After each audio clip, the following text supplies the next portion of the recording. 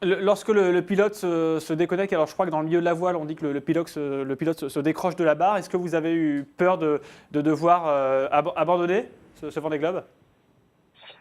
Alors sur le coup, j'étais à l'intérieur, donc j'ai senti qu'un mouvement anormal se prolongeait.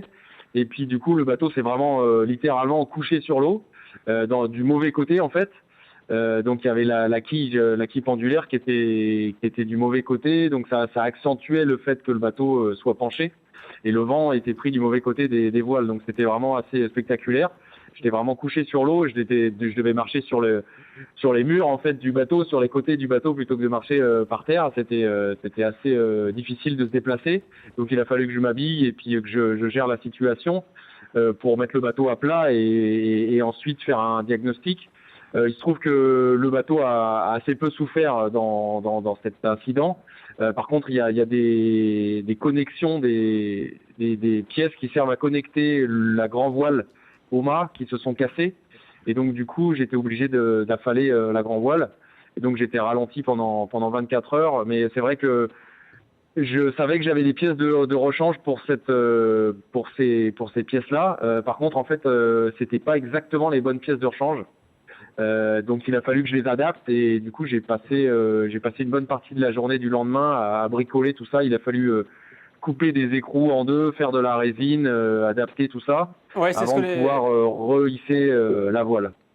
Tanguy, une question sur les conditions, parce que le 5 décembre, vous avez fait une super perf avec, sur 24 heures, une moyenne de 17 nœuds. Alors bien sûr, il y aura les mers du Sud, ça va être un petit peu plus compliqué. On peut revenir sur cet exploit en 24 heures sur un bateau qui, entre guillemets, est vieux de 14 ans, avec une très bonne vitesse de moyenne, hein.